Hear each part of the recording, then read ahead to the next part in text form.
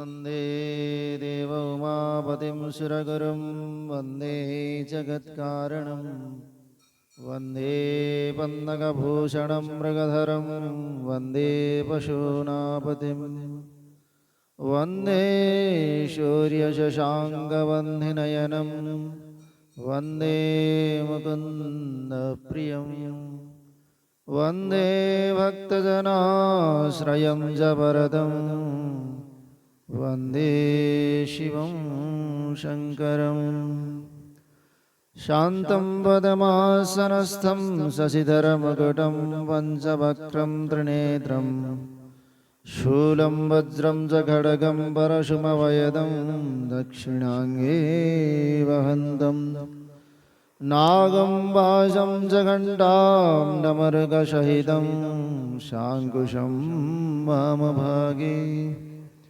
नानालङ्कारदीप्तं स्फटिकमणिनिभं पार्वतीशं नमामि। गङ्गातरङ्गरमणीयजटाकलापं गौरीनिरन्तरविभूषितवामभागम् नारायणप्रियमनङ्गमदापहारं वाराणसीं पुरपतिं भज विश्वनाथं। रामाय रामभद्राय रामचन्द्राय वेधसे रघुनाथाय नाथाय सीताय पतये नमः। अतुलितबलधामं हेमशैलावधेहं धनुजवनकृशानं यानिनामग्रगण्यं सकलगुणनिधानं वानराणामधीशं रघुपतिप्रियभक्तं वातजातं नमामि। सर्वमङ्गलमङ्गल्ये शिवे सर्वार्थसाधिके शरण्ये त्र्यम्बके गौरी नारायणि नमस्तुते।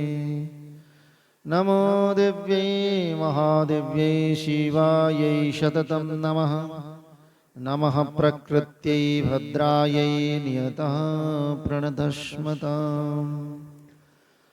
वंशी विभूषितकरान्नवनीरदावत् पीताम्बरधरुणबिम्बफलाधरुष्ठा पूर्णेन्दुसुन्दरमुखादरविन्दनेत्रा कृष्णात् परं किमपि तत्त्वमहं न जाने। ब्रह्मानन्दं परमसुखदं केवलं ज्ञानमूर्तिं द्वन्द्वातीतं गगनसदृशं तत्त्वमस्यादिलक्ष्यम् एकं नित्यं विमलमजलं सर्वधी साक्षिभूतं भावातीतं त्रिगुणरहितं सद्गुरुं तं नमामि। शङ्करं शङ्कराचार्यं केशवं बादरायणं सूत्रभाष्यकृतौ वन्दे भगवन्तौ पुनः पुनः। ईश्वरो गुरुरात्मेति मूर्तिभेदविभागिने व्योमवद्व्याप्तदेहाय दक्षिणामूर्तये नमः। ॐ शान्तिः शान्तिः शान्तिः। बोलो सच्चिदानंद भगवान की जय। सद्गुरुदेव भगवान की जय। नारायणं नमस्कृत्य नरं चैव नरोत्तमं देवी सरस्वतीं व्यासं ततो जयमुदीरयेत्। व्यासाय विष्णुरूपाय सुगतातं तपोनिधिं नमो वै ब्रह्मनिधये वासिष्ठाय नमो नमः। परमाराध्य परम पूज्य प्रातस्मरणीय सद्गुरुदेव के चरणों में बार बार वंदन और नमन। भगवान श्री पशुपतिनाथ भगवान भूतेश्वर को स्मरण करते हुए हमारे उपस्थित समस्त संत महापुरुषों को नमन करते हुए उपस्थित समस्त देवी देवता और भूतादिगण को बार बार नमन करते हैं। यहाँ इस दिव्य प्रांगण में ये दिव्य कथा के श्रवण के इच्छा लेकर के उपस्थित समस्त सत्संग प्रेमी सज्जन भक्तिमय मातृशक्ति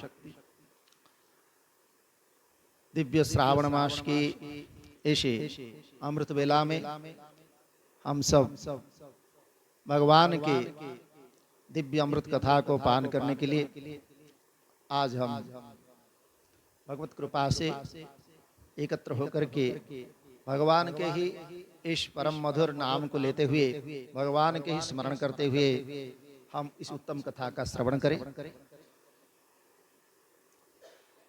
इसमें मन और चित्त का स्थिर करने के लिए इसलिए हमने पहले भगवान के नाम लिए ताकि हमारा मन इससे उत्तम कथा के श्रवण में स्थिर हो जाए और किसी भी प्रकार की और चिंता न रहे। तो आज हम इस पुराण के महात्मा को श्रवण करते हुए किस प्रकार महान से महान पापी भी इस उत्तम कथा के श्रवण से उसका उद्धार हो सकता है।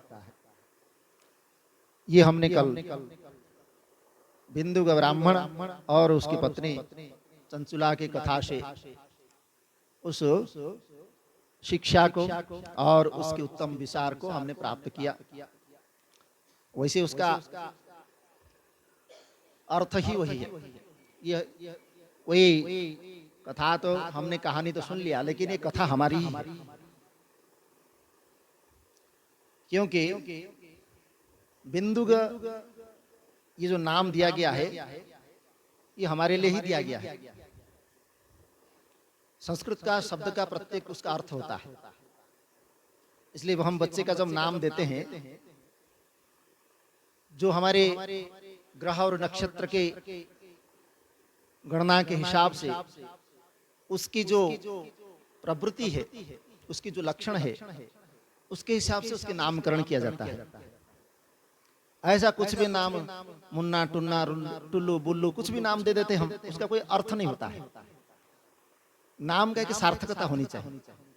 ऐसा नहीं कि कोई भी नाम दे दिया बस उसी से बुलाना शुरू कर दिया। ठीक है, हमने प्यार से अपना नाम बुला लिया, परंतु एक उसका निर्दिष्ट नाम देना होता है उस बच्चे के ही। वैसे हमारी परंपरा थी, नामकरण संस्कार एक है। नामकरण संस्कार में समस्त देवी देवता हमारे पितृ लोगों को आह्वान किया जाता है और समस्त हमारे बंधु वर्ग को वहां बैठा करके उस बच्चे को नाम से अभिप्रेत किया जाता है। और माँ के गोद में बैठा हुआ वो बच्चा,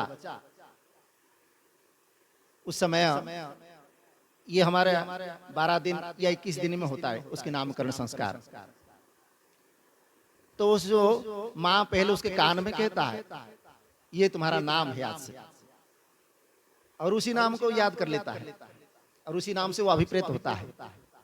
तो पहले उस ब्राह्मण आदि जो भी पुरोहित आदि जो भी हमारे या हमारे कोई गुरु हो, उनके मुख से जो नाम दिया गया गणना के हिसाब से उसको नामकरण कर दिया जाता है, तो उसी नाम से वो जाना जाता है। ऐसे बिंदु का जो नाम है, ये बिंदु एक शब्द है। बिंदु मतलब बिंदवः यस्मिन् यस्तिवा। बिंदु मतलब होता है केंद्र, मतलब लक्ष्य। तो मनुष्य जीवन का लक्ष्य क्या है? क्या है? पहले तो बताया था, भगवत प्राप्ति, शिवत्व बोध, आत्म तत्व ज्ञान, आत्म साक्षात्कार इत्यादि। तो ये हमारे लक्ष्य है, प्रत्येक मनुष्य का लक्ष्य है, और इसी के खोज में ही हम रहते हैं हमेशा। क्या करते हैं? हमेशा सुख की खोज करते हैं कि हम मुझे सुखी हो जाऊं। तो ये मैं सुखी हो जाऊं, ये जो खोज कर रहे हैं, मुझे कभी दुख ना मिले, यही भगवत प्राप्ति का मार्ग है। इसी को ही भगवत प्राप्ति का उत्तम मार्ग कहा जाता है। लेकिन हम विपरीत दिशा में चले जाते हैं, सुख को ढूंढते ढूंढते ढूंढते हम और कहीं चले जाते हैं, इसीलिए हम भय हो जाता है। जहां जाएंगे वहां पर हमको निराश ही निराश मिलता है। तो उस भय के कारण हम कई बार सोचने लगते हैं कि सच में ये संसार में भगवान है या नहीं। लोग तो कहते हैं कि भगवान है, लेकिन हमने तो अभी तक उसका ऐसा अनुभव किया ही नहीं। इसलिए कई बार हमारे मन में ये शंका, संदेह हो जाता है। तो ये संदेह होना स्वाभाविक है मनुष्य का, क्योंकि अज्ञान अवस्था में उसका बुद्धि इतना जड़ बुद्धि हो जाती है, उसमें फिर वो सोचने की समझने की उसके विवेक नहीं होता है। तो हमने जड़ का ही तो चिंतन किया, ये धन संपत्ति, ये जितना घर जमीन जायदाद क्या है, ये सब जड़ है। ना वो हमको जानते हैं ना हम उसको जानते हैं, कोई किसी को नहीं जानता है, केवल कहते हैं ये मेरा है, लेकिन ना वो कह सकता है कि हमारा है। बल्कि आप घर से पूछो, दीवार को पूछो, वो बोलेगा तो कि तुम्हारा हूं मैं, नहीं बोल सकता वो। केवल मैं ही मान लिया कि मेरा है, तो मैं ही मान लिया मतलब मान्यता मेरी है, और हम आरोप लगा रहे दूसरे के ऊपर। मैं मान लिया हूं कि ये मेरा है बोल के आरोप लगा दिया हमने दूसरे को किया कि इसके बजाय से मेरा घर टूट गया, इसके बजाय से मेरा ये हो गया। अरे भाई, घर कौन तोड़ने वाला है? तो इसीलिए जो जो हमारा जड़ बुद्धि से, हम अज्ञान से जो जो प्रकृति को मान लिया, वैसे वैसे हम बनते चले गए और उसी नाम वाला बन गए। घर लिया तो घर वाला हो गया, धन हो गया तो धन वाला हो गया, संपत्ति मिला तो संपत्ति वाला हो गया, वैसे वैसे नाम हमारा हो गया। लेकिन ना हमारा किसी के साथ संबंध था, ना हमारा हो सकता है, ना कभी रहेगा। कोई संबंध उसके साथ हमारा है ही नहीं। फिर भी ये मेरा मेरा मेरा, कब तक? जब तक ये सांस चल रही है ठीक है, तब तक तो मेरा है। सांस निकल गया, प्राण निकल गए, तो फिर किसका? पता ही नहीं कहाँ जाना है, कहाँ करना है, कहाँ रहना है, किस लोक में कहाँ गति हमारे होगी, कुछ पता नहीं। तो इसको बोलते हैं लक्ष्यहीन व्यक्ति, मतलब अपने लक्ष्य से च्युत हो जाता है। तो इसीलिए कहा था बिंदोः अगम्यात् गमयते। बिंदु मतलब लक्ष्य, जो अपने लक्ष्य से च्युत हो जाता है उसको नाम है बिंदुग। तो लक्ष्य से जो लक्ष्यहीन व्यक्ति है वो कभी सिद्धि को प्राप्त नहीं होता है, अच्छे मतलब सफलता नहीं मिलती उसको, वो बस भटकता ही रहेगा। कोई भी साधारण चीज भी हमने अगर लक्ष्य में नहीं रखा, धन प्राप्ति की हमारी इच्छा नहीं रही, परिवार पालन पोषण करने की हमारी इच्छा नहीं रही, संसार में बस ऐसे ही घूम रहे हैं, भटक रहे हैं, कोई लक्ष्य नहीं, तो ऐसे व्यक्ति किसी किनारे, किसी के किनारे नहीं लग सकता। मतलब वह इस दुनिया के इस रंगमंच में बार बार दुखी होता जाएगा, दुखी होता जाएगा, उसको कभी सुख की लेश मात्र भी प्राप्ति नहीं होती। तो इसलिए लक्ष्यहीन होने मतलब अपने ही अधर्म और पाप का आचरण करना, क्योंकि उसको पता ही नहीं मैं जो कर रहा हूँ ये ठीक है या भूल है, क्या गलती है, क्या है, उसको पता ही नहीं। और वो किसी से पूछना नहीं चाहता है और उसके बारे में जानना भी नहीं चाहता है। अपने मन में जो आया, जैसा आया उसने करना शुरू कर दिया। तो ऐसे मनमाने आचरण करने वाले को लक्ष्यहीन व्यक्ति कहा जाता है। ऐसे व्यक्ति पापाचरण ही कर सकता है, धर्माचरण नहीं कर सकता है। इसीलिए वही बिंदु ये हुई है जो हमारे अंदर ही बैठा है, हमको पापाचरण करने के लिए, अधर्म आचरण करने के लिए बार बार प्रेरित कर रहा है कि तुम ऐसा करोगे तो तुम ऐसा बन जाओगे, तुम ऐसा करोगे तो तुम ऐसा सुखी हो जाओगे। अरे दूसरा क्या करेगा, दूसरे को पीछे छोड़ो, तुम आगे बढ़ो। तो वो दूसरे को हम उसका अनिष्ट करके भी, उसको दुखी करके भी, उसको किसी भी तरह लात मार के भी हम खुशी होना चाहिए, मैं खुशी हो जाऊं। इस प्रकार की कर्म का आचरण करने वाला वो प्रकृत उत्तम व्यक्ति नहीं कहा जा सकता। ऐसे उत्तम आचरण से रहित होने के कारण ही वो पाप से प्रवृत्ति होती है, और उस पाप के प्रवृत्ति को रहने वाले को कहते हैं बिंदुग। वो हम ही है, मतलब हमारे अंदर ही है। और उसका दूसरा अर्थ ये तो हुआ उसकी उपादान अर्थ में, जो लक्ष्य से हीन हो जाता है। लेकिन उसका दूसरा अर्थ कर्म अर्थ जब लेंगे, कर्म प्रयोग में करेंगे, तो बिंदुम गमयते यस्य वा यस्मिन् वा स बिंदुगः। जो लक्ष्य की प्राप्ति के इच्छा से हमेशा अपने सन्मार्ग में प्रवृत्ति होते हैं, अर्थात सत्य मार्ग को अनुसरण करते हैं, उनको भी कहते हैं बिंदुगत। अगर हमने सत्य की खोज में, उसके अनुसंधान में, परमात्मा की प्राप्ति की इच्छा से सत्कर्म में हमारी प्रवृत्ति हो गई और सत्संग को प्राप्त कर लिए, तो फिर हम भी उसी समय बिंदु ही कहा जाएगा, जैसे यहाँ भी हुआ। उसने भगवान शिव के कथा को श्रवण करते करते अपने समस्त पापों को नष्ट कर दिया और अंततः भगवत तत्व को प्राप्त हो गया, वही बिंदु है। दोनों ही अर्थ है उसका। वो चंचुला भी उसी अर्थ में है।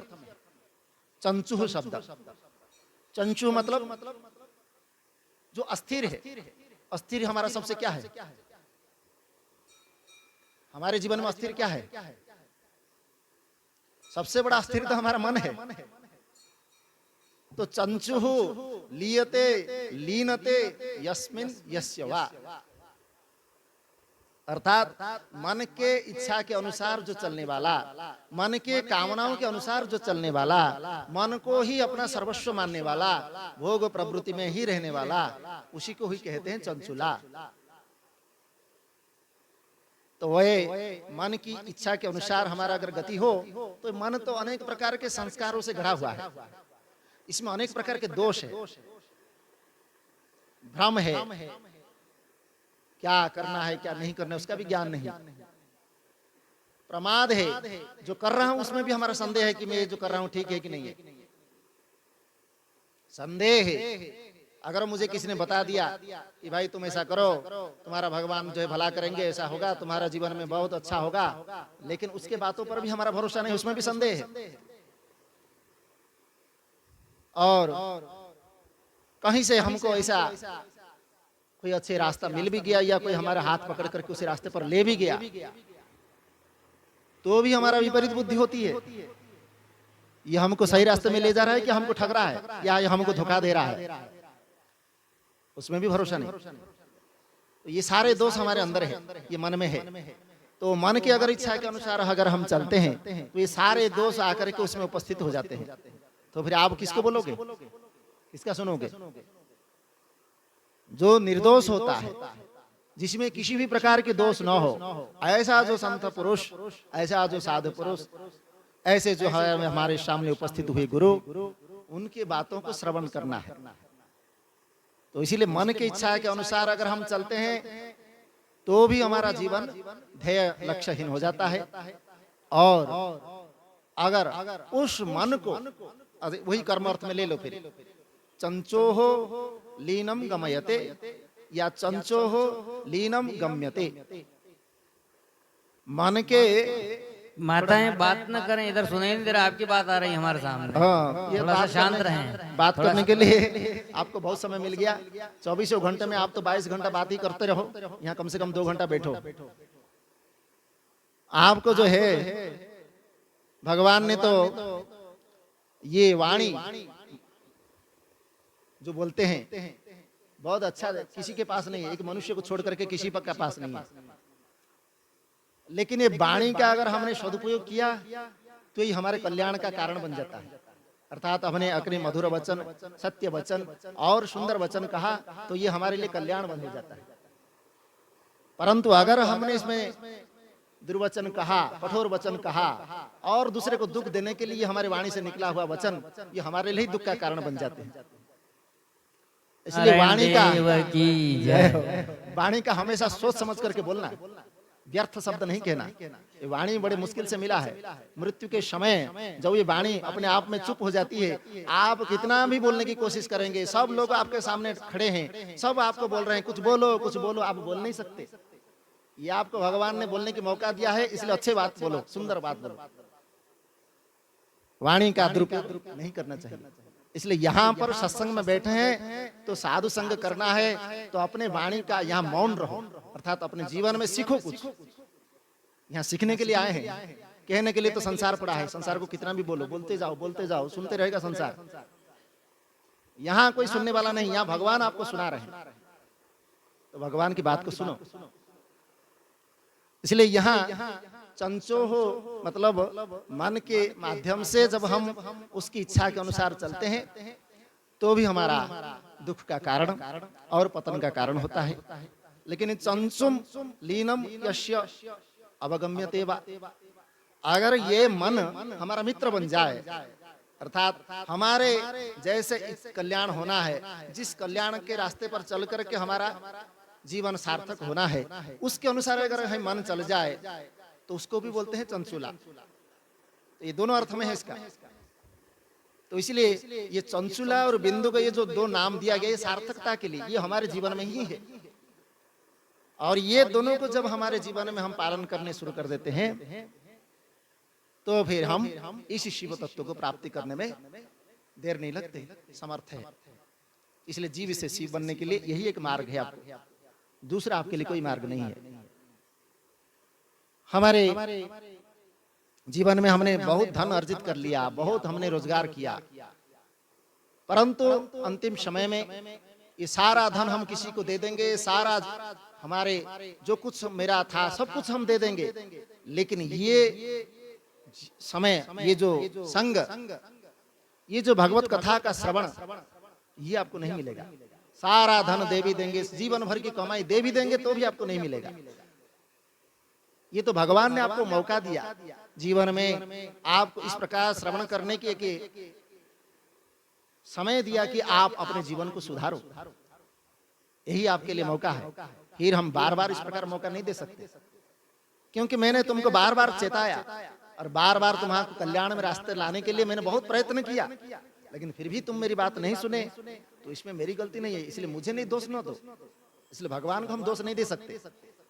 भगवान तो बार बार हमको प्रेरणा देते रहते हैं, तुम ये करो तुम्हारा ये भला होगा, तुम वो करो तुम्हारा भला होगा, बार बार कह रहे हैं। लेकिन हम ही अगर उसमें अपना मन के कहीं और करने कुछ लग जाए तो फिर हम खुद ही दोषी माना जाएगा। तो इसलिए हम वही बिंदु बने जो लक्ष्य के अनुसार चले, और वही चंचुला बने जो मन को कल्याण के मार्ग में ले जाए।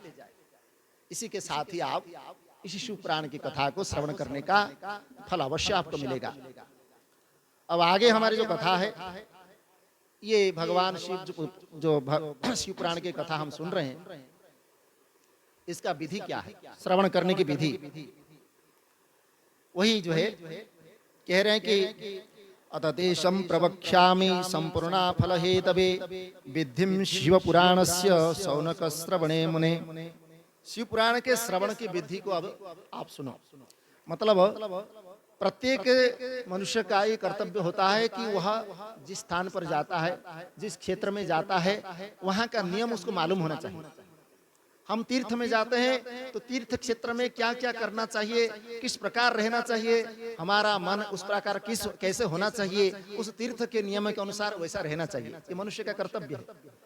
मंदिर में जाते हैं, भगवान के सामने किस प्रकार बैठना चाहिए, कैसे उनसे प्रार्थना करना चाहिए, किस प्रकार भगवान को हमारे अंदर बैठाना चाहिए, ये उसके नियम के अनुसार रहना चाहिए। सत्संग में आते हैं, सत्संग में रहते हुए वहां पर संग लाभ कर रहे हैं, तो उस संग का हमारे जीवन में सार्थकता कैसे हो, हमारा जीवन का ध्येय कैसे पूरा हो, इसके अनुसार ही हमारा वहां पर नियम में रहना चाहिए। ये जो सत्संग में श्रवण कर रहे हैं, ये श्रवण का एक विधि है, उस विधि को बता रहे हैं। कह रहे कि जैसे हमारे ये कथा का एक अनुष्ठान होता है शिव पुराण की, तो इस कथा के अनुष्ठान में कम से कम इसका 7 दिन, 9 दिन, 11 दिन इत्यादि अनुष्ठान इसका होता है।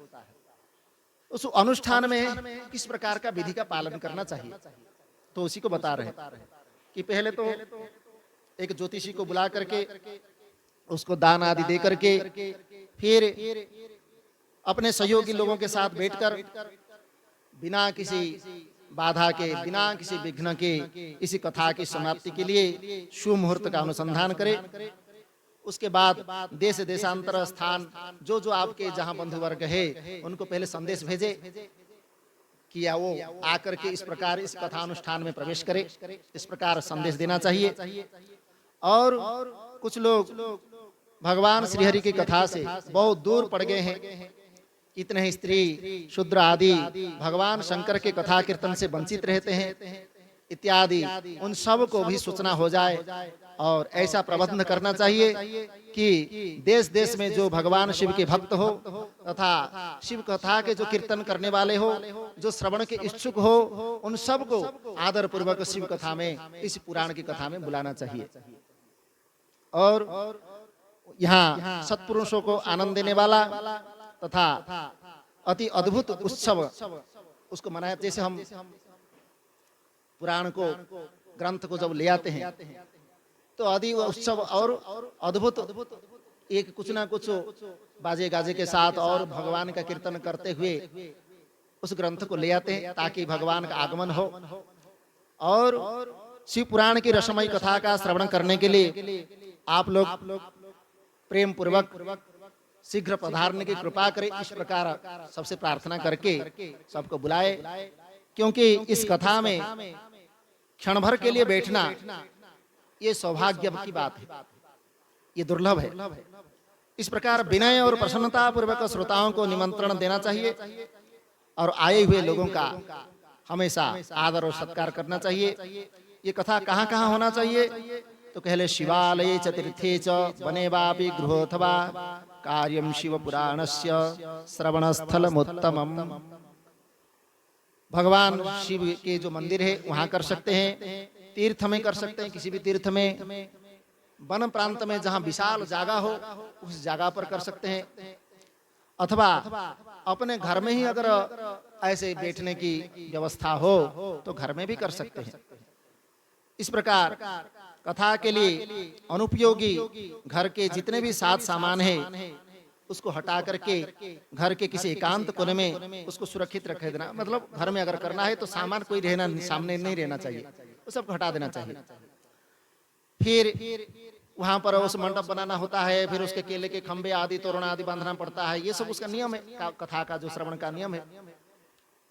फिर परमात्मा भगवान शंकर के लिए दिव्य आसन का निर्माण करना चाहिए, कथावाचक के लिए भी एक दिव्य आसन बनाना चाहिए जो सुखद पूर्वक वह बैठ सके। उसके बाद नियम पूर्वक कथा सुनने वाले श्रोताओं के लिए भी सुंदर स्थान व्यवस्था करनी चाहिए। लोगों के लिए भी सामान्य रूप से जो भी आने वाले हैं उनको स्थान विशेष का प्राप्त होना चाहिए। जैसे विवाह उत्सव में हर्ष उल्लास होता है, मन की स्थिति जैसे विवाह आदि हमारा जो करते हैं, जैसे वहां पर एक मन प्रसन्न होता है, वैसे ही इसी कथा उत्सव में भी इस प्रकार मन प्रसन्न होना चाहिए। विवाह का जैसे हमारा समारोह बहुत बड़ा होता है, एक कथा का समारोह भी बहुत बड़ा होता है। वहां तो विवाह उत्सव हमारा दुख का कारण बन सकता है, लेकिन कथा के महोत्सव भी हमारा सुख का कारण होता है। इसलिए यहाँ समस्त जो भी लौकिक चिंता है, संसार की चिंता है, कथा में बैठते समय उसको भूल जाना चाहिए। उसको मन में रख करके कुछ किसी का राग बुद्धि, किसी का द्वेष बुद्धि इत्यादि मन में रख करके फिर कथा हम सुन नहीं सकते। कथा तो हमारा जीवन में किसी प्रकार की चिंता, किसी प्रकार की भाव नहीं होना चाहिए। भले आप बाद में जाकर के चिंता जितना करना है कर लो, लेकिन कथा सुनते समय चिंता नहीं करना। नारायण देव की जय। अब वक्ता जो है जो बैठते हैं तो पूर्व हो या उत्तर दिशा की ओर वक्ता मुंह करके बैठते हैं और श्रोता ठीक उसके सामने मुंह करके बैठना चाहिए। कोई उधर बैठा है, कोई इधर बैठा है, कोई आगे बैठा है, कोई पीछे बैठा है, ऐसा नहीं बैठते। वक्ता सामने दिखना चाहिए कि समस्त श्रोता सामने बैठे और उसके जो वाणी के रूप में भगवान की कथा का अमृत धारा बहती है वो हर किस कान में जा सके, इस प्रकार। और नीच बुद्धिम न कुर्वती पुराणज्ञ कदाचन यस्य वक्तृता वाणी कामधेनु शरीराम। जो वक्ता है वो व्यासासन पर जब तक विराजमान रहे, मतलब वक्ता अगर व्यासासन पर बैठे हैं तब तक प्रसंग समाप्ति के पूर्व किसी को भी नमस्कार नहीं करना चाहिए। मतलब अगर व्यास आसन पर वक्ता बैठे हैं तो उस समय दूसरे को नमस्कार नहीं करना चाहिए। केवल यहाँ पर भगवान का स्थिति है, इसलिए भगवान के रूप में जो भगवान बैठे हैं, विराजमान है, उनको ही नमस्कार करना चाहिए। और पुराण के जो विद्वान वक्ता, चाहे वह बालक हो, युवा हो, वृद्ध हो, दरिद्र हो अथवा दुर्बल हो, जैसा भी हो, अगर पुण्य चाहने वाला है तो वो वक्ता के रूप में हमारा वंदनीय है। इसलिए ऐसे वक्ता का कभी निंदा नहीं करनी चाहिए, वो कैसा है क्या नहीं है। वक्ता तो पुराण का होना चाहिए और पुराण को सार्थकता के रूप में दृष्टांत के साथ जो समझा सके वही एक पुराण के वक्ता है। और जिससे मुख से निकली हुई वाणी देहधारियों के लिए कामधेनु के समान अभिष्ट फल देने वाली है। जैसे कामधेनु जो हमारे गोमाता है, उसको जैसे हम जैसे हाथ फैलाएंगे ये हमको चाहिए जैसे वैसे ही मिल जाता है, वैसे ही ये पुराण की कथा हमारे शरीरधारियों के लिए जैसा हम चाहते हैं वैसा ही हमको पाल है। ये यह लोक में सुख, परलोक में हमारा सदगति, और इसी इष्ट और पुर्त जो कर्म है उस इष्ट पुर्त कर्म के माध्यम से हमारा पुण्य कर्म का अवगाह हमको यहीं पर प्राप्त हो जाता है। तो इसलिए उस पुराण वेदा वक्ता के प्रति तुच्छ बुद्धि कभी नहीं करनी चाहिए। जो पुराण वक्ता है उसके प्रति किस प्रकार हमारे मन में दुष्ट बुद्धि न आए।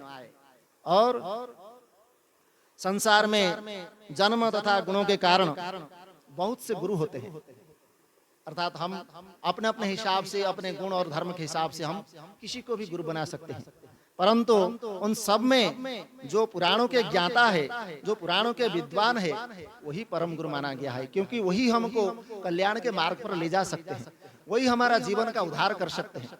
इसलिए ऐसे वक्ता, ऐसे गुरु, ऐसे संतों के सामने हमेशा हमारा जीवन सार्थक होना चाहिए। और भवकोटि सहस्रेषु करोड़ों योनियों में जन्म लेकर के दुख भोगते हुए प्राणियों को जो मुक्ति प्रदान करता है, उस पुराण वक्ता से बड़ा इसी संसार में दूसरा गुरु कौन हो सकता है। सद्गुरु महाराज की जय। इसलिए अगर आपकी कोई कल्याण की इच्छा से आप प्रवृत्त हुए हो और कल्याण की कथा आपके सामने कहा जा रहा है, तो उसको ध्यान पूर्वक श्रवण करना चाहिए। पुराणज्ञः शुचिर्दक्ष संतो विजयमत्सरः साधु कारुण्यवान वाग्मी वदेत् पुण्य कथा मिमाम। पुराणवेत्ता, पुराण जो कहने वाले जो विद्वान है वह पवित्र होते हैं, दक्ष शांत मन होता है, ईर्ष्या पर विजय पाने वाले होते हैं, साधु स्वभाव होता है और दयालु भाव होना चाहिए। ऐसा प्रवचन कुशल विद्वान इस पुण्यमयी कथा को कहना चाहिए। कोई भी नहीं कह सकता, कोई भी पुराण के प्रवक्ता नहीं हो सकते, इसलिए ऐसा ही होना चाहिए प्रवक्ता। और आसूर्योदय आरंभ साधत्रय त्रिमांत काम, सूर्योदय से आरंभ करके 3:30 पहर तक इस प्रकार इस कथा का वाचन करना चाहिए। तो कहने का मतलब सायं काल तक, एक पहर 3 घंटे का होता है, तो 3:30 पहर मतलब 9 घंटा या 9.5 घंटा, तो सूर्योदय से 9.5 घंटा मतलब सायं काल तक इस कथा का श्रवण करना चाहिए। और ये धूर्ताः ये द्रुताः च ये विजिगिषः तेषां कुटिलवृत्ति नाम अग्रे चैव वदेत् कथाम। धूर्त, जो धूर्त हो, दुराचारी हो तथा दूसरे से विवाद करने वाला हो, प्रपंची हो, अनेक प्रकार के पाखंड को रचने वाला हो, उन कुटिल वृत्ति वाले लोगों के सामने भगवान किसी कथा को नहीं कहना चाहिए, क्योंकि वह इस कथा का मर्म को, सार को नहीं समझ सकता। वो तो अपने स्वार्थ की इच्छा, अपने स्वार्थ के हिसाब से ही ग्रहण करने वाला है। इसलिए ऐसे जो भगवान के, ईश्वर का और वेद शास्त्र का निंदा करने वाला है, ऐसे धूर्त लोगों के सामने इस प्रकार की कथा को नहीं कहनी चाहिए। और न दुर्जन समाकिरणे न तो दस्यु समावृते देशे न धूर्त सदने वत्यत पुण्य कथ्यमिमाम। जहाँ पर अनेक प्रकार के दुष्ट जन हो, बहुत सारे दुष्ट लोग होते हैं जहाँ, और जिस देश में चोरों डाकू आदि का भय हो, और व्यक्ति के घर में जो धूर्त व्यक्ति है, जिसमें कथा तो कर रहा है लेकिन कथा में उसका कोई रुचि नहीं है, उसका रुचि है कि इस कथा के माध्यम से मैं अपना स्वार्थ कैसे सिद्ध करूं, इसको बोलते धूर्त व्यक्ति। कथा के माध्यम से अपना कामनाओं को, अपनी इच्छाओं को, अपने स्वार्थ को सिद्ध करने वाला ऐसे व्यक्ति के घर में इस पवित्र कथा को नहीं करना चाहिए। इसलिए कथा विराम कर्तव्यो मध्याह्न ही मुहूर्तकम। अगर हम कथा का संकल्प लेकर के सुन रहे हैं तो कह रहे हैं कि अगर दिन भर हमको सुनना है, मतलब 3 पहर तक अगर सुनना है, तो मध्याह्न काल में 2 घड़ी तक इसको विश्राम दिया जाता है। क्यों? तो उसको कह रहे हैं मलमूत्र सजनार्थम तत्कथा कीर्तन अंतरही, जिससे इसी कथा और कीर्तन से अवकाश पा करके लोग भोजन या शौचाचार कुछ कर सके, इसलिए उसको 2 घंटे का विराम दिया जाता है। हमारे महात्मा लोग होते हैं, जैसे इसका पारायण भी करते हैं, तो पारायण करते हैं तो उसमें कम से कम सूर्योदय से लेकर के सूर्यास्त तक इसका पारायण होते हैं। तो पारायण में अगर विराम देना है तो मध्याह्न काल में ही इसको विराम दिया जाता है, तो उसी समय इसका विराम होता है। और पहले वक्त हो पार्श्व, मतलब कैसे वक्ता जो होते हैं उनके लिए सहायता के लिए कोई दूसरा ब्राह्मण होना चाहिए, ताकि उसके जो कुछ पारायण आदि का विधि या जो कुछ और कार्य है वो ब्राह्मण कर सके। फिर कथा विघ्न विनाशार्थम, कथा में आने वाले विघ्नों की निवृत्ति के लिए पहले भगवान गणेश जी का पूजन करें, फिर कथा के स्वामी भगवान शिव की तथा शिव पुराण ग्रंथ आदि की पूजन करें, फिर अनेक कर्म विभ्रांत काम आदि षड विकारवान स्त्रैण पाखंडवादी च वक्ता श्रोता च पुण्यभाग। तो कह रहे हैं जो वक्ता और श्रोता अनेक प्रकार की कामनाओं से भटके हुए हो, काम आदि 6 विकारों से अगर युक्त हो, स्त्री में आसक्ति रखते हो, पाखंड पूर्ण बात करते हो और पुण्य कर्म का आचरण नहीं करते हैं, जो लौकिक चिंता तथा धन गृह पुत्र आदि की चिंता को छोड़कर कथा में मन लगाए रहता है, उस शुद्ध बुद्धि पुरुष को ही इस प्रकार इस कथा से उत्तम लोगों की प्राप्ति होती है। अर्थात अन्यत्र विपरीत बुद्धि को छोड़ करके केवल अनुकूल आचरण करना, कल्याण अर्थ जो जीवन में होना चाहिए उसका आचरण करना, श्रद्धा और भक्ति भाव से इस प्रकार इसका श्रवण करना, यही श्रोता और वक्ता के लिए पुण्यभागी होते हैं। अभक्ता ये कथा पुण्याम सुनन्ति वा नराधमाः, जो नराधम भक्ति रहित होकर के इस पुण्यमय कथा को सुनते हैं, उन श्रवण का उसको कोई फल नहीं होता है। भले ही वह अनमने से सुन भी लिया तो भी उसका कोई अनिष्ट तो नहीं होगा, लेकिन उसको फल उसका नहीं मिलता है।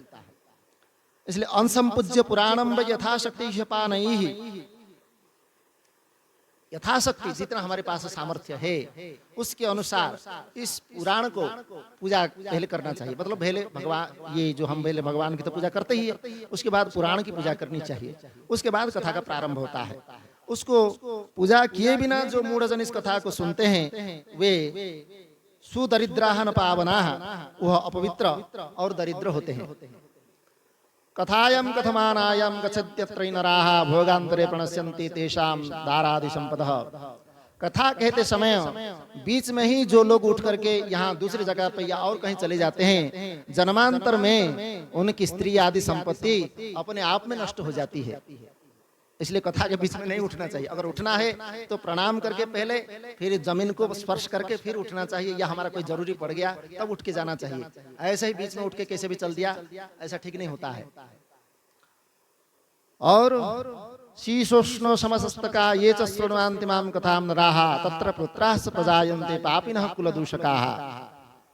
जो व्यक्ति कथा श्रवण करते समय सिर पर कोई पगड़ी या ऐसे कोई बांध करके जो अपना दिखाने के लिए ऐसे धारण करके इस कथा का श्रवण करते हैं, उनको उनके पापी और कुल कलंकी पुत्र उत्पन्न होते हैं, अर्थात उनका भी अच्छा नहीं होता है। इसलिए कथा श्रवण करते समय कोई पगड़ी या कोई टोपी ऐसा पहन के नहीं करना चाहिए।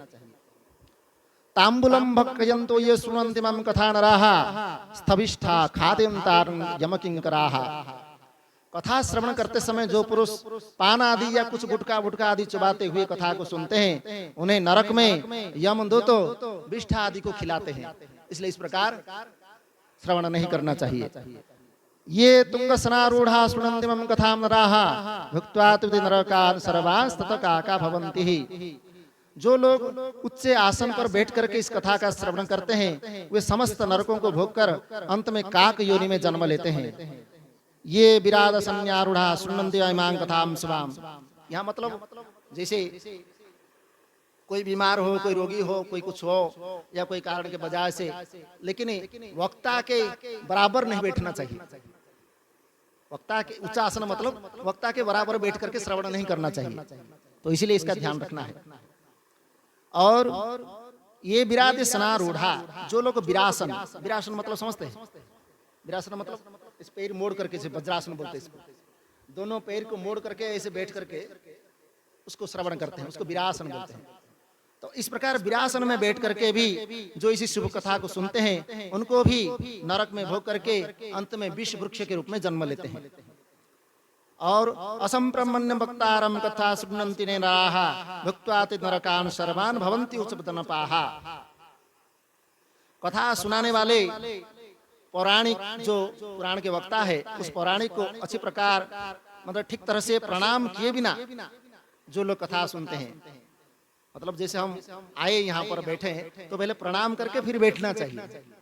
बिना प्रणाम किए बैठ करके अगर हमने कथा सुनते हैं तो वे सभी नरकों को भोग करके अंत में अर्जुन वृक्ष के रूप में जन्म लेते हैं।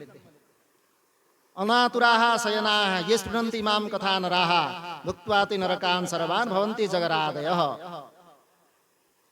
अगर कोई रोगी हो तो कोई बात नहीं, उसके लिए तो कोई नियम नहीं, लेकिन रोगयुक्त न होने पर भी जो लोग लेट कर ये कथा सुनते हैं वे सभी नरकों को भोग करके अंत में अजगर योनि को प्राप्त होते हैं। नारायण देव की। इसलिए लेट करके भी नहीं सुनना चाहिए। अनातुराः भक्तो समारुण समनारूढ़ाः ये शृण्वन्ति कथामिमां गुरुतल्प समं पापं प्राप्यते नारकैषणैः। वक्ता के समान एक ऊंचा आसन पर बैठ करके जो इस कथा का श्रवण करते हैं, उन नारकीय लोगों को जैसे गुरु की शैया पर बैठने से जो पाप लगता है, गुरु के आसन पर बैठने से जो पाप लगता है, इस प्रकार उच्च आसन पर गुरु के मतलब वक्ता के समान बैठ करके श्रवण करने से वही पाप लगता है।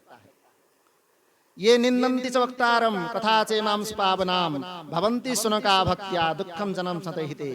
जो इस पवित्र कथा को तथा उस कथा के वक्ता की निंदा करते हैं, वे 100 जन्म तक दुख भोग करके कुत्ते के जन्म के रूप में प्राप्त होते हैं।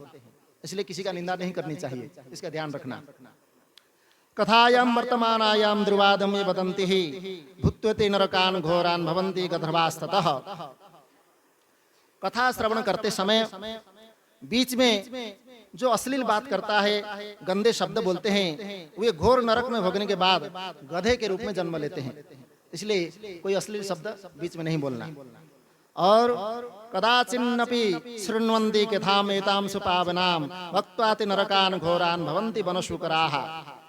जो कभी भी इस परम पवित्र कथा का श्रवण ही नहीं करते, मतलब यहाँ आकर के भी और कुछ बात कर रहे हैं और कुछ बातों में लगे हुए हैं, ऐसे श्रवण ही नहीं करते हैं, वे घोर नरक भोगने के पश्चात जंगली स्वर के रूप में फिर जन्म लेते हैं। इसलिए इसका भी ध्यान रखना है। कथायां कीर्तमानायां विघ्नं कुर्वन्ति ये खलाः कोट्यद्दं नरकान् भुक्त्वा भवन्ति ग्रामशूकराः।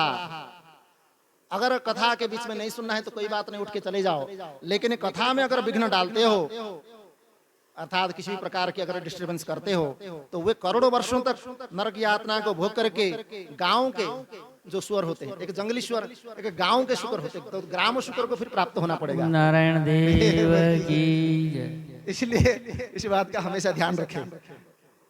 और एवं विचार्य शुद्धात्मा श्रोता वक्तृषु भक्तिमान कथा श्रवण नेत्रोरी भवते प्रतिदासुदिः। इसका विचार करके शुद्ध और प्रेम पूर्ण चित्त से बुद्धिमान श्रोता को वक्ता के प्रति भक्ति भाव रख करके कथा श्रवण का अवश्य प्रयत्न करना चाहिए, यही हमारा कर्तव्य है। और कथा विघ्न विनाशार्थम गणेशं पूजयेत् पुरा नित्यं संपाद्य संविखात् प्रायश्चितं समाचरेत्। सबसे पहले कथा के विघ्नों के नाश करने के लिए भगवान गणेश जी की पूजा करनी चाहिए। उससे कपार हमारे जो भी नित्य कर्म है उस नित्य कर्म को पूरा करके फिर नवग्रह आदि सर्वतोभद्र मंडल आदि जो भी पूजन करना होता है उन सब की पूजा करके पुस्तक का जैसे भगवान ग्रंथ जो पुराण की ग्रंथ है उसका पूजन करके फिर अपने आसन पर बैठ जाना चाहिए। पूजनांते महाभक्तिया, पूजा के अंत में विनम्र होकर के बड़ी भक्ति के साथ दोनों हाथ जोड़ करके साक्षात शिव स्वरूपिणी इस ग्रंथ की इस प्रकार स्तुति करनी चाहिए। श्री शिव महापुराण के रूप में आप प्रत्यक्ष सदाशिव है। हमने कथा सुनने के लिए आपको अंगीकार किया है। इसलिए हे देव, हे परमेश्वर, आप हमारा पर प्रसन्न हो, मेरा जो भी मनोवांछित हो उसे आप कृपा पूर्वक संपन्न करे। मेरा ये कथा श्रवण निर्विघ्न रूप से प्रसन्न हो। कर्म रूपी ग्राह से ग्रस्त शरीर वाले मुझे दिन का आप इस संसार सागर से उद्धार कीजिए। हे भगवान शंकर, हे शिव, मैं आपका दास हूँ, आपके शरण में आया हूँ, मेरी इस प्रकार रक्षा करे। इस प्रकार प्रार्थना करनी है। अब एवं शिवा पुराण में साक्षात शिव स्वरूपकम, इस प्रकार साक्षात शिव स्वरूप इस शिव पुराण की स्तुति करके शिव पूजा की जो बताई गई विधि है उसको करके फिर यथाशक्ति उसका प्रयत्न पूर्वक पालन करे। उसके बाद कथावाचक व्यास की प्रार्थना करे। फिर व्यास जी के समान ज्ञान श्रेष्ठ शिव शास्त्र के मर्मज्ञ जो भी ब्राह्मण आदि देवता है, आप इस कथा के प्रकाश से मेरे अज्ञान अंधकार को दूर करे। भक्ति पूर्वक 5 अथवा 1 ब्राह्मण का वर्ण करे। उसके बाद भगवान शिव का जो पंचाक्षर मंत्र है उसका नाम जप करे।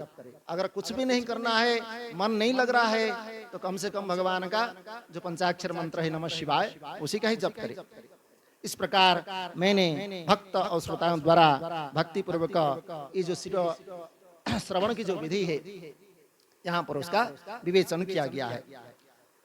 अब जो श्रोता है वो पवित्र होना चाहिए, क्योंकि कथा का श्रवण हमारे दिव्यता को प्राप्त करने के लिए होता है।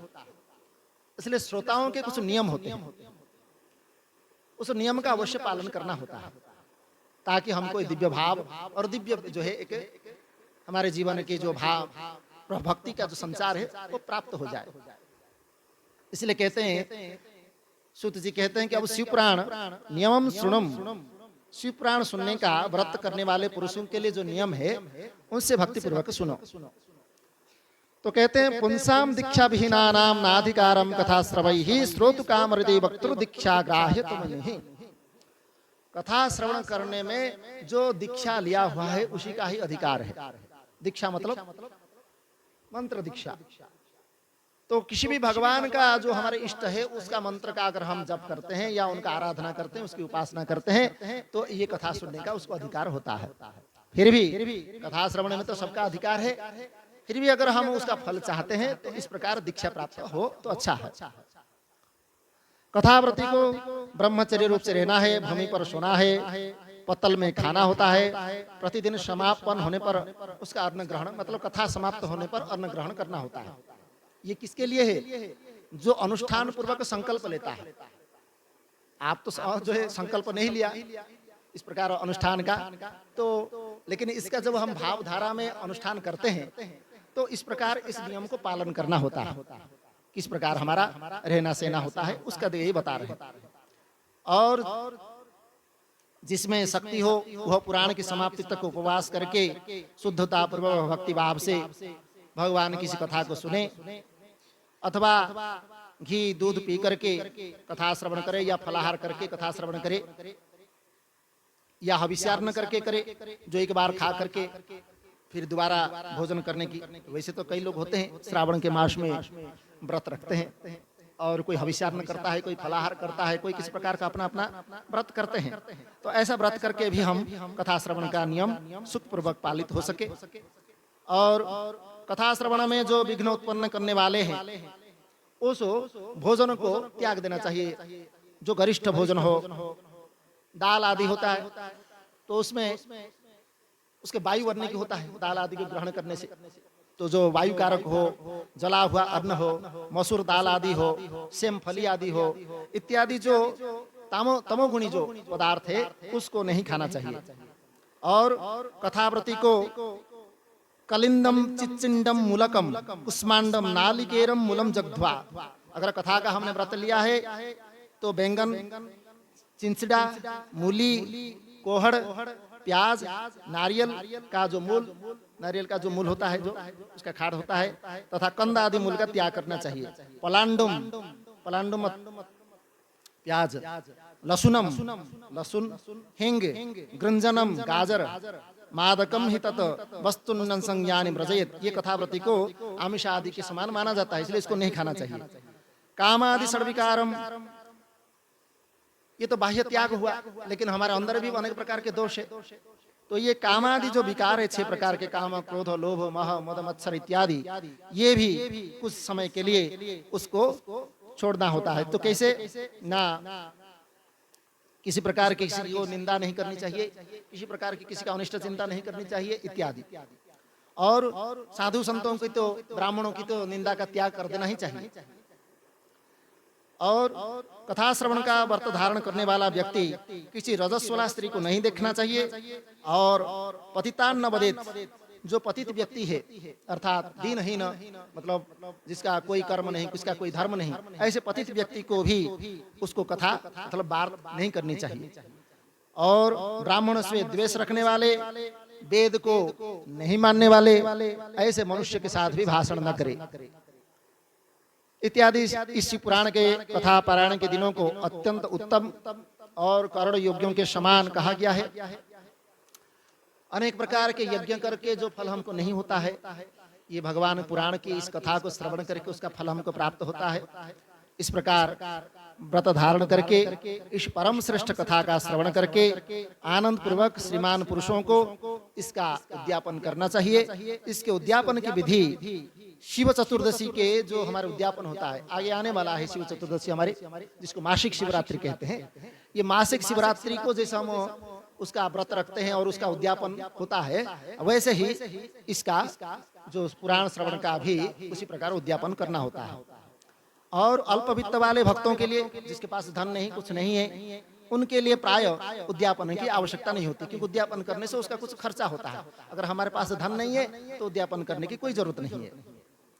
और इस प्रकार शिव पुराण की कथा पाठ एवं श्रवण संबंधी यज्ञ सब की समाप्ति होने पर श्रोताओं को भक्ति एवं प्रयत्न पूर्वक भगवान शिव की पूजा की भांति इसी पुराण की जो पुस्तक है, इस पुस्तक की भी पूजा होनी चाहिए। उसके बाद भी पूर्वक वक्ता, जो पुराण वक्ता है, उसका भी पूजन करना चाहिए। पुस्तक को आच्छादित करने के लिए एक सुंदर वस्त्र ला करके उसको आच्छादन करना चाहिए। पुराण के लिए जो लोग नया वस्त्र या सूत्र प्रदान करते हैं, वे जन्म जन्मांतर में भोग और ज्ञान से संपन्न होते हैं। इसलिए अगर पुराण के लिए कोई वस्त्र आवश्यकता पड़ता है या कोई सूत्र उसको बांधने के लिए जरूरत पड़ता है, अगर हम उसको प्रदान करते हैं तो इसमें हमको सुख संपत्ति की प्राप्ति होगी। नारायण देव की। आसनार्थम प्रेक्षति पुराणस्य चयेनः कम्बलम जीवांसांसि मंचम फलकमेव च। पुराण के लिए एक आसन चाहिए, जैसे यहाँ पर आसन बिछाया गया है, एक आसन होता है। तो ये आसन अगर कोई जो लोग कंबल, मुर्ग चर्म, वस्त्र, चौकी या तख्त आदि प्रदान करते हैं, वे भी स्वर्ग प्राप्त करके अनेक प्रकार के यथेच्छा सुखों को प्राप्त होते हैं। और यान्ति शैव पदम, ब्रह्मलोक में रह करके अंत में शिवलोक को प्राप्त करते हैं। एवं कृत्वा, इस प्रकार महान उत्सव के साथ पुस्तक और वक्ता की विधिवत पूजा करके वक्ता की सहायता के लिए जो पंडित रहते हैं, उन पंडित का भी उसी के अनुसार धन आदि को प्रदान करके उनका भी सत्कार करना चाहिए। अन्न धन आदि का दान करे, साथ ही साथ गीत वाद्य और नृत्य आदि के द्वारा इस प्रकार इस पुराण कथा का उत्सव होना चाहिए। और यदि श्रोता विरक्त हो तो उसके लिए कथा समाप्ति के दिन क्या कहते हैं, गीता वाच्या शिवोनुक्ता रामचंद्राया मुने हैं। मतलब कथा समाप्ति के दिन विशेष रूप से उस गीता का पाठ किया जाता है, जिसको हम कहते हैं शिव गीता।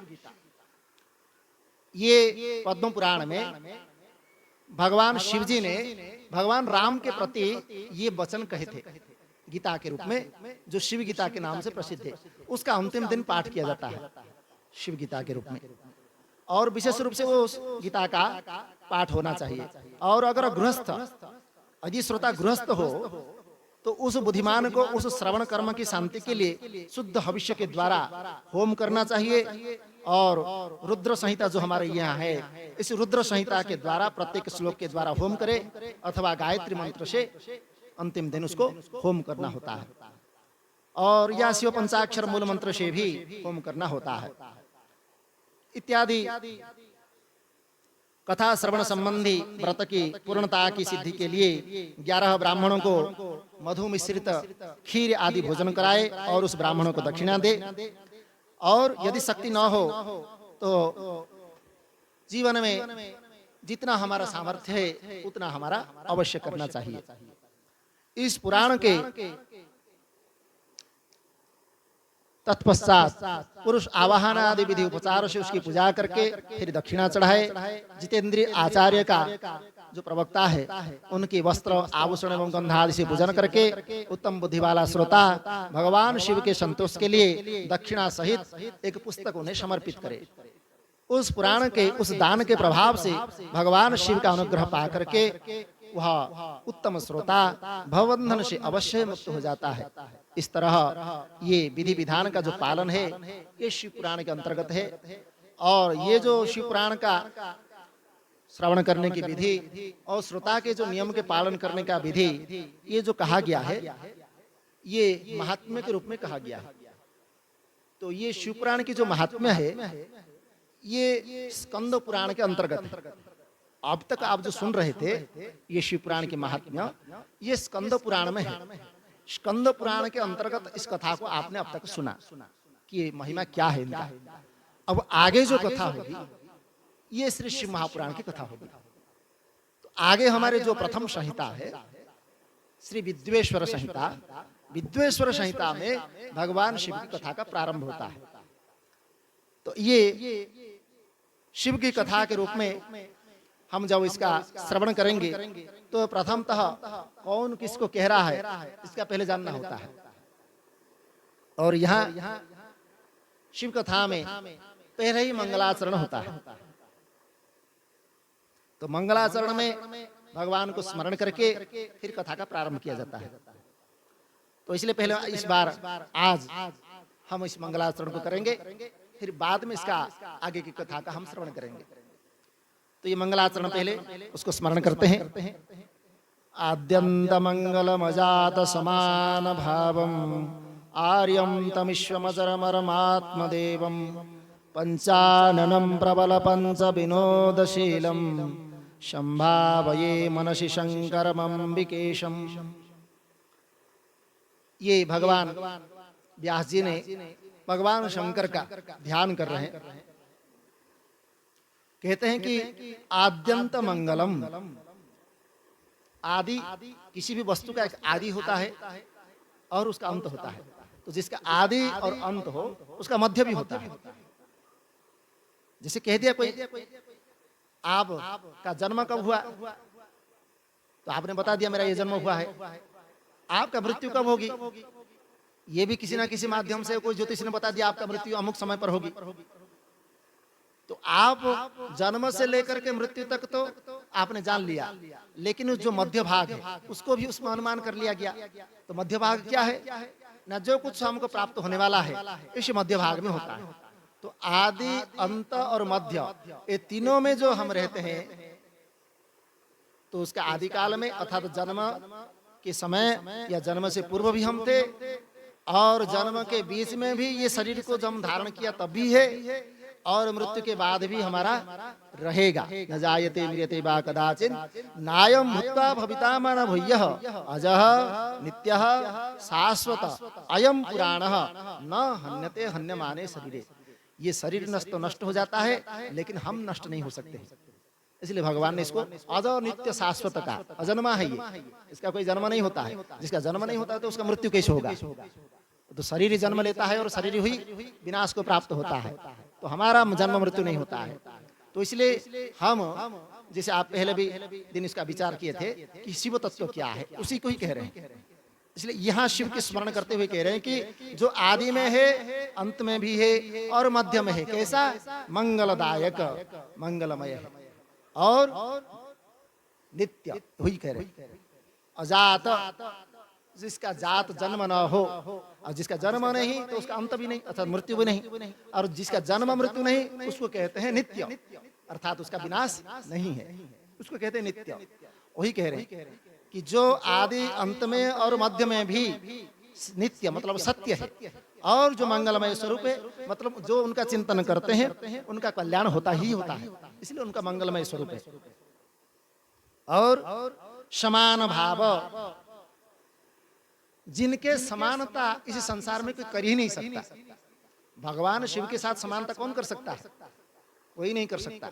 इसलिए कहते हैं कि न तस्य समान भावः, उसके समान हमारा तुलना किसी से नहीं हो सकती है। इसलिए जिसका समानता, जिसका तुलना कभी कर ही नहीं सकते। और आर्यम तमीशम अजरम अमरम आत्मदेवम, अजर, अजर मतलब जरा जिसमें न हो, वृद्धावस्था। जरा न हो मतलब जरावस्था आते हैं तभी उसका अंत होता है। हमारा बुढ़ापा होता है तभी हमारा अंत होता है, तो हमको दुख नहीं होता है। चलो बुढ़ापा हुआ, बहुत जी लिया, मर भी गया तो कोई बात नहीं। लेकिन अगर बुढ़ापा आने से पहले ही हमारा मृत्यु हो जाए तो फिर हमको दुख होता है, अरे अमंगल हुआ, अच्छा नहीं हुआ, कम उम्र में वो जो है व्यक्ति चला गया, तो उसका दुख होता है। तो कह रहे हैं कि ये जरावस्था तभी आता है जब हमारा अंत होना होता है। तो इसलिए जरावस्था हमको सूचित करता है कि अब आपका अंतिम समय आ गया है, अब आप इस संसार में बस मेहमान हो कुछ समय के लिए। इसलिए अब जो करना है कर लो। इसलिए भगवान पहले ही आपको सूचना दे देते हैं। तो ये जरावस्था ये शरीर का है, हमारा नहीं। शरीर है इसलिए मिला है कि मानव शरीरम खलु माध्य साध धर्म साधनम, ये धर्म का साधन है। भले ही ये कितना हमारा घृणा के पात्र है, शरीर को हम उसको अच्छा तो नहीं कह सकते हैं, लेकिन ये तुच्छ भी नहीं कह सकते। इस शरीर के माध्यम से हम अनेक प्रकार के धर्म कर्म आचरण कर सकते हैं। इसलिए आपको पहले ही सूचना दे दिए कि जो धर्म कर्म करना है, जो सत्कर्म करना है अभी कर लो, बाद में आपके पास समय हो या न हो, मिले या ना मिले क्या पता, इसलिए पहले ही सूचना दे दी। लेकिन इसी शरीर के रहते हुए अगर हमने कुछ कर लिया तो हमारा उद्धार का रास्ता हमने अपना लिया। परंतु जैसे ही यहाँ अगर हम शरीर के साथ, शरीर के धर्म के साथ, शरीर के कार्य के साथ, शरीर के कर्म के साथ हमारा अगर जुड़ाव हो गया तो फिर हमारा किए कराए सब पानी फिर जाता है। अर्थात हमने जो जो तपस्या किया था, जो जो किया था, सब नष्ट हो जाता है।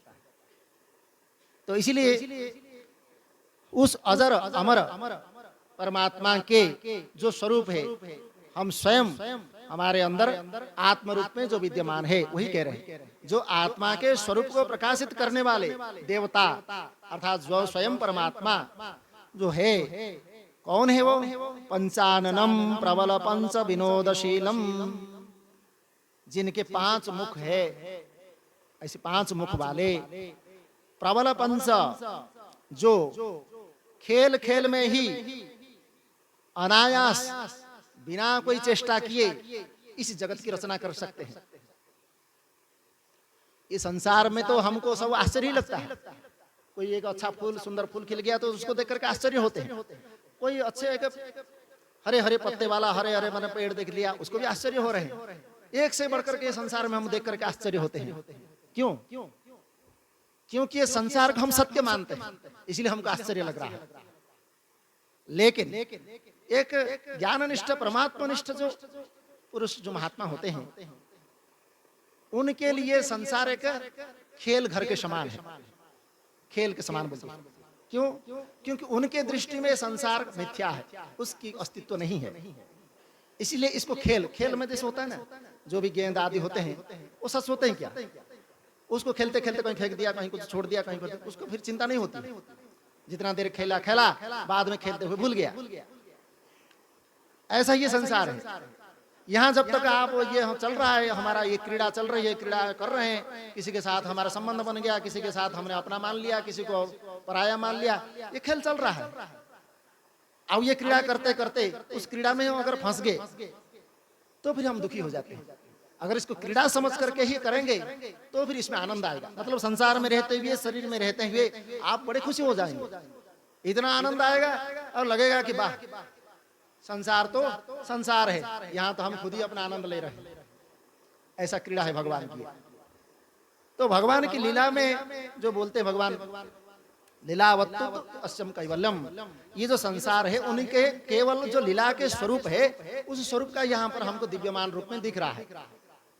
या तो हम ये कह रहे हैं कि ये जमीन दिख रहा है, समुद्र, पहाड़, पर्वत, नक्षत्र, तारा, ग्रह, सूर्य मंडल, ये आकाश मंडल सब दिख रहे हैं। वहां तक हमारा बुद्धि तो पहुंच नहीं पाती है, लेकिन हम उसको सोच लेते हैं और सोच करके उसमें बड़े खुश होते हैं। ये कम से कम हम आकर के यहाँ पहुंच गए, हम आकर के वहां पहुंच गए, बड़े खुश होते हैं। क्यों? क्योंकि ये संसार हमारा ही खुशी का कारण है। इसीलिए खुशी का कारण है कि ये भगवान की लीला यहाँ चल रही है और उस क्रीड़ा में हम एक निमित्त है, और हमारा निमित्त तब तक है जब तक उस क्रीड़ा में हम एक शामिल होते हैं। और जैसे ही हमारा उस क्रीड़ा समाप्त हो जाता है, फिर भगवान के उस कारण में हमारा लीन हो जाता है। तो ये जो शरीर 5 भूत में बना हुआ है, ये 5 भूत में चले जाता है, और बाकी हमारा ये जो आत्मा का जो स्वरूप है, जो प्रकाश है, ये उस भगवान के स्वरूप के साथ ही एकत्र हो सकता है, दूसरा उनसे अलग नहीं हो सकता है। इसलिए भगवान कहते हैं कि संसार को मैं क्रीड़ा करते हुए उसकी रचना कर देता हूँ, और रचना करते हुए उसका पालन भी कर रहा हूँ। तो जो यहाँ दिख रही है अभी, ये पालन का, यहाँ कभी कोई जन्म ले रहा है, कोई मर रहा है, कोई बढ़ रहा है, कोई कुछ घट रहा है, कहीं कुछ परिवर्तन हो रहा है, ये सब कुछ उस भगवान का एक पालन का नियम है। ये संसार उसी प्रकार पालन हो रहा है। सूर्य आ रहे हैं, सूर्योदय हो रहा है, सूर्यास्त हो रहा है, चंद्रमा दिख रहे हैं, ये तारा आ रहे हैं, चारा फिर निमग्न हो जाते हैं, ये हम देख रहे हैं सब। ये सब उस क्रीड़ा का एक हिस्सा है। तो इसको पालन करता और सृष्टि करता और संहार करता और अनुग्रह, पंच बोलते हैं ना, पंच विनोदशीलम। अनुग्रह मतलब भगवान के 5 स्वरूप है। एक इसी संसार में हम जो देख रहे हैं 5 रूप देख रहे हैं। एक रूप हुआ उनका सृष्टि, जो सृष्टा के रूप में समस्त प्रपंच को, समस्त जगत को उन्होंने बनाया। उसके बाद पालन किया, इसका कैसे वृद्धि हो, सब कुछ सुखी हो, उसका उन्होंने पालन किया। फिर बाद में उन्होंने देखा कि अब क्रीड़ा बहुत हो गया, फिर अपने आप में उन्होंने समेट लिया। इसको कहते हैं संहार, प्रलय। उसके बाद अनुग्रह। अनुग्रह मतलब होता है कि भक्तों के लिए भगवान अवतार लेकर के आते हैं। अवतार ऐसे ही नहीं होता है, भक्तों के लिए ही अवतार लेते हैं। तो भक्तों के ऊपर अनुग्रह करने के लिए भगवान जब अवतार लेके आते हैं तो उनकी एक लीला शुरू होती है, और वो लीला करते करते अनेक जीवों के कल्याण होते हैं उसमें। जैसे हम लीला कथा भी श्रवण कर रहे हैं, और जो भी हम भगवान की लीला की कथा के श्रवण करते हैं, ये भगवान का अनुग्रह है कि हम उनकी कथा को श्रवण करते करते हमारा जीवन जो भगवान से बिछुड़ गया था, जो अलग हो गया था, फिर हम उनके साथ जुड़ जाते हैं। ये अनुग्रह उनका है। इसी संसार में रहते हुए, इस शरीर में रहते हुए, फिर उस अनुग्रह का वचन को हम पालन कर लेते हैं। और एक होता है, क्या है? तिरोभाव, निग्रह बोलते हैं उसको। एक अनुग्रह है, निग्रह है। निग्रह मतलब वो जो भगवान का जो स्वरूप में हमने चिंतन करते करते करते करते उन्हीं के ही स्वरूप का हमने भाव को प्राप्त हो गए, अर्थात भक्ति में हमारा उसी में समाहित हो गए, तो भगवान भी उस स्वरूप को अपने साथ लीन कर लेते हैं, निग्रह कर लेते हैं। तो ये 5 जो भगवान के रूप है, उसको 5 का स्वरूप दिया गया। तो सृष्टिकर्ता के रूप में ब्रह्मा जी, पालनकर्ता के रूप में भगवान विष्णु, और संहारकर्ता के रूप में भगवान रुद्र, अनुग्रहकर्ता के रूप में भगवान श्री गणेश, और निग्रह मतलब तिरोभाव के रूप में भगवान श्री जगदम्बा, तो भगवती श्री जगदम्बा के रूप में ये 5 जो है पंचदेव बोलते हैं इनको। ये पंचदेव भगवान के ही स्वरूप है, और उन्हीं के स्वरूप में ये संसार का समस्त कार्य हो रहा है। ये कार्य ही, ये कर्म ही करते रहते हैं।